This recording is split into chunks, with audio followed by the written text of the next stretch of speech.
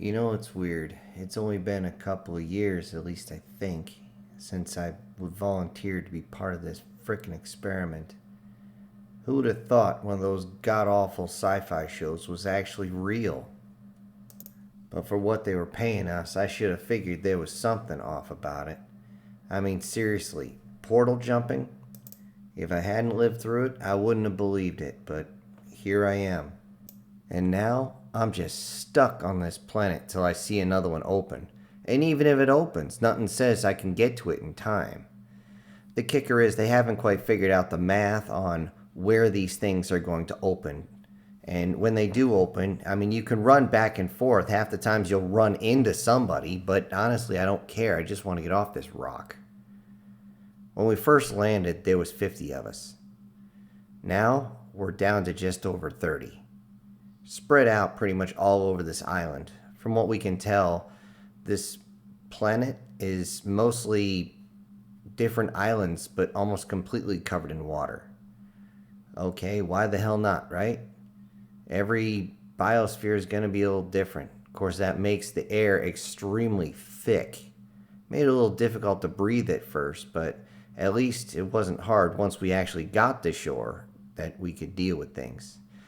Of course, we had to get there first. Some pencil-necked ass at the other end. I don't know if this was deliberate or not, but the moment we swept out, splash, down into the ocean we went. And there went a whole bunch of our gear and equipment. It took us a couple of days.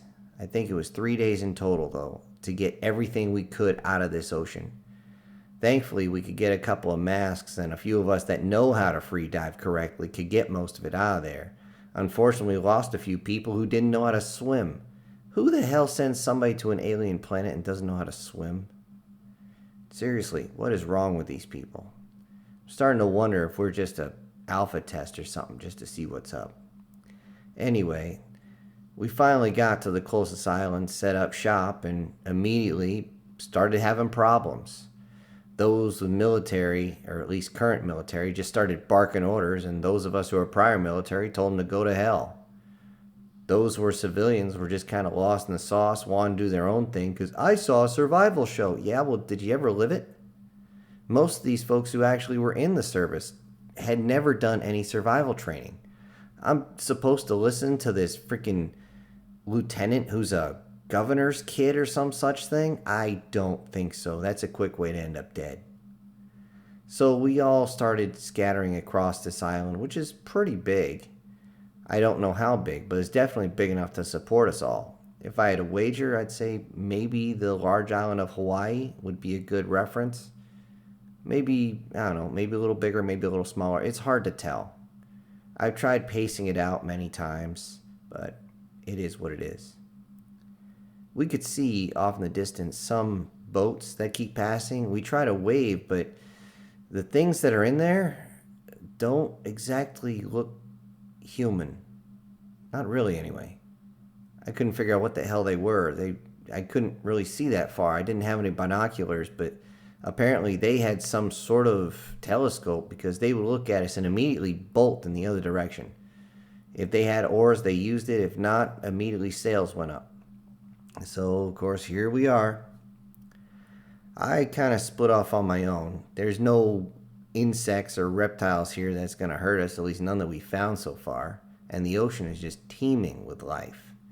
So here I am setting up my hooch over on the far western side of this island. And I figure west because that's where the sun is coming down every day. You would think east because you'd want to wake up early, but I enjoy the sunset. After a long day, that's my enjoyment, is just watching it. Sue me. Every once in a while, I'll get a few folks coming up. We have a little problem with a few people trying to raid those who are trying to force everybody to fall under their thumb. I'm like, yeah, that's a quick way to die, you dummy. So I set up a few booby traps and a small fence and all this other fun stuff, and which a few other people did. Thankfully, after everything settled in about a month, things kind of calmed down. We do talk to each other every once in a while, but for the most part, I'm left alone to my own devices. I do go to the larger groups every once in a while to see if there's anything I can trade or barter with, which is pretty much Human 101. I just wish they had more manufactured materials. Because seriously, these pants are pretty much done at this point. I've gotten to the point where I've taken down a couple animals and made myself basically a loincloth. It was about a year after that, at least that we can nearly figure, because the rotations of the moon, we can only go by our own reference, by our own moons. We don't know if it's a month. It could be 20 days, it could be 60 for all we know. But it is what it is. A big storm came in. I mean, massive. Holy shit. Strong storm. Just seriously strong. Whew. Ooh, baby. I did not expect a storm this strong to come in, and I'm pretty sure a few people's hooches didn't hold up. Me, I built mine as strong as I could possibly make it, using every little bit of engineering I learned growing up, building sheds and all sorts of stuff like that. I didn't have any nails or a hammer unless I built one, but everything was lashed and strapped as best I could. This is where some of my training in special forces came in. Not that I just trained with them. All in all, though, I held up better than most, as a few people came up later asking for help. Most of my provisions had survived, so of course I was able to help them out. Although, we started to wonder if there was any other folks who didn't actually make it through the storm. This planet has some very, very strange weather. It was a good question. They were coming from another direction, so I told them I would head across towards the northern part of the island. Just go down the beach to see what's what. After about 4 or 5 hours, best I can figure, walking along, I was starting to get a little thirsty and my water pouch was beginning to run dry. So I went in, grabbed some water, came back out, and as I did, I froze. I saw something moving. I drew my knife and my pistol. I didn't know what it was. Sneaking as quietly as I could forward, I could see something moving. Something that was almost grayish in color. It was strange. It almost looked, it was alive, but did it look human? I didn't know. I didn't want to shoot one of my own folks. So I snuck up as close as I could. And I looked, and it was a native. It was a very, very small native. It was strange. This thing looked, well, aquatic for sure. It didn't have any hair. The eyes were fairly wide, though they seemed to push a little farther out on the side of the head. The nose was pushed up back so much it almost wasn't there, although it seemed to be breathing through it just fine. The mouth seemed to be just a straight slit across. I didn't know if it was a double-hinged jaw or what it might be. But I looked at it looked at me, I looked at it looked at me, and then it curled up and it clearly began to cry. With that, I put my pistol away, kept the knife out just in case, and walked up to it. It was crying, but it started to pull back away. I simply lowered myself to one knee and reached out a hand, palm up, in a welcoming gesture. And I just waited there. It was about 10 minutes of being on a knee, which, for an older guy like me, didn't feel good. But eventually, the child reached out and grabbed my hand. I slowly squeezed my hand in its, and then it ran up and grabbed my arm and just started wailing as though it was crying. I worried that it was going to take a bite out of my arm, so I reached into my pouch and I pulled out just a little something. It was a fish I had caught the other day and offered it to it. Of course, this thing immediately grabbed it and started scarfing it down. I could hear the bones crunching in its maw. Damn, these things must have strong jaws. I know the bones for anything on this planet is fairly weak, but still, yikes. After that, it seemed to look at me. It didn't smile, but it seemed to simply have admiration in its eyes. I simply moved my body so that I could show that I was going to pick it up. I reached my arm underneath, and sure enough, right under its two legs, there was a type of tail. It was a wide, flat tail. It was strange. The way it was shaped, it was just odd. It was poking almost straight down. I had to move my arm because this thing couldn't sit down straight. Apparently, the way these things swim, as I would find later, was that they move their bodies perfectly straight and they end up almost perfectly narrow, putting their hands off to their side. The hands themselves only had 4 fingers. Well, 4.5, or 3.5, I should say. And 2 of which seemed to be thumbs. It was odd. It was very strange. I picked this one up and I took it over to my hooch. Several of the folks there who were looking for me to see if I had any more to trade or willing to trade were already starting to look in through my supplies when I showed up and yelled at them, and they were completely scared at what they saw I was in my arms. There was an alien. Now, these aliens had kept their distance, a long distance away from me. Very long. They wanted nothing to do with us, thought of us as some sort of threat, and I have no idea why. We hadn't shot at them. We hadn't yelled at them. We hadn't even talked at any of them. They were not even within, or barely within visual range, now that I think about it. And yet, here's one in my arms as I walk calmly back. They ask me what's going on, and I give them the story, of course. And then I say, okay, well, I'm going to take them to the main hooch, and we'll see what's going on, see if they found any more. When we got there, we received some bad news. Apparently, this one was part of some sort of fishing group, or maybe a family or something like that. We didn't know.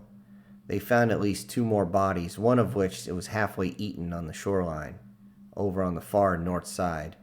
Another one that had made it to the shore, but it was dead long before they found it.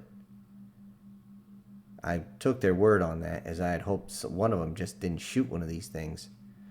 I mean, we got to make peace with the natives if we want to survive this until the next portal opens. Looking around to everyone, they were confused. The little one grabbed onto me and just wouldn't let go for nothing, which I could understand. It was scared. I told them I'll take care of it until they have some other news. And I headed back to my hooch. My hooch wasn't all that big enough for me and a few other places, place to sleep, another small place to sit that looked out over onto the ocean, and of course a few spots that I had my supplies hanging there. Well, apparently this was pretty close to what the natives were using, because the little one seemed to enjoy herself once she realized this was my house. Over time, it started vocalizing. A very almost high-pitched. It was difficult for me to figure out how to say any of what she was saying, but it started asking for this, that, and the other thing. So I started to figure out the language, and with this, I shared with the others. We had visitors pretty much every day who were inquisitive and wanted to see the new arrival. Well, it went over very well, and we all started to write down the language. Thankfully, we had multiple linguists with us who were able to figure this out a whole lot faster than I could. They even wrote everything down phonetically so that we could figure the language out. And a good thing, too. It was about a year later, at least that we can figure. Now, at this point, we had seen portals open randomly around the planet. Nothing ever came out, but they were close. But just out of reach. A few folks had boats in the area, and they tried to scramble over to the portals, but they always closed before we ever got anything through. The only time we got anything through, and this is probably the only reason they kept opening them, is they got close, real close, but they knew the portal was about to close because it began to shrink. It takes about 1.5 minutes for the portal to go from full size to closed. One of them picked up a baseball that he had been able to salvage, and he chucked it through the portal, maybe 20 seconds before it closed. Now, portals kept opening up with more and more frequency, but it was beyond difficult to reach them. In one case, we knew something had gone wrong as a portal opened inside a mountain, and the mountain kind of broke. just caused a quick rock slide. Nothing severe, no one got hurt. But as we waited for all this, we had figured out the language. The little one was having a lot of trouble figuring out English, but we could figure out theirs. And to our absolute shock, as we were walking along one day, I was going down the shoreline looking for any type of oysters or clams to harvest. And suddenly, this little one started screeching. It was so loud, I had to cover my ears. I was like, what the hell? I looked over, and it's just jumping up and down and waving and screeching and screeching and screeching. And I looked, and sure enough, there was one of the native boats. I hadn't seen one in so long, I wasn't even looking for one. I looked up, and sure enough, this thing was turning. It was turning towards us. And it was rowing fast, like real fast. Like, holy crap, I didn't know they could move that quick. And as they finally got close, the little one started to run into the waves, and I was like, whoa, whoa, whoa, whoa, whoa. And in her own language, I said, whoa, whoa, whoa, it's not safe yet. Let them come to us. Of course, it probably sounded more like, let them come us. But it was better than nothing. It seemed to understand and simply waited, again frantically waving its arms. And I could see another one that was on there, and it also was screeching, but a little bit deeper pitch as it was waving its arms as well, as the other ones rode faster and faster and faster, seeming to catch the air as well.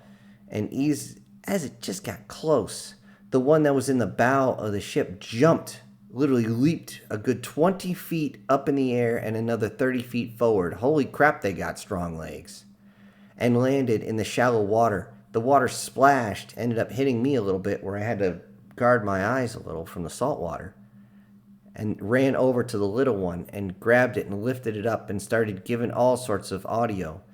I could understand the language to a point. Just enough to understand what was going on. It was screaming, "Mommy, mommy, mommy, mommy, mommy." And the only reason I couldn't figure it out before is because the high pitch was so high that I just couldn't wrap my head around it. It was painful. At that point, the natives just looked at me as I stood there. My gun still strapped to my hip. I didn't draw it. I'm holding a ready-made spear, my knife strapped to my leg, my pack on my back with any supplies, and also mostly empty so I could collect supplies and provisions.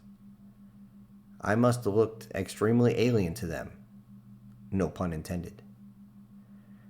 And as I listened to them talk, the elder one, which was clearly female, especially in look and shape, as I could see that the males were far thinner, but the females had a wider base, you could say. The little one, introduced me as she pulled her mommy over towards me, and I simply stood there and I listened to what she said. This is Mr. and called, of course, tried to pronounce my name and did it horribly. But this is Mr. He protect me. And I could see the surprise in the female's eyes as the males came up behind her, those still carrying their types of spears, and to my surprise, they had crossbows. I was worried that, okay, I'm dead. But my fear was immediately alleviated when I heard what the young one said next. When the female said, his title is Mr., which in their language is just pretty much the same as adult man. And the young one said, and this is as I heard it, change title, call Daddy.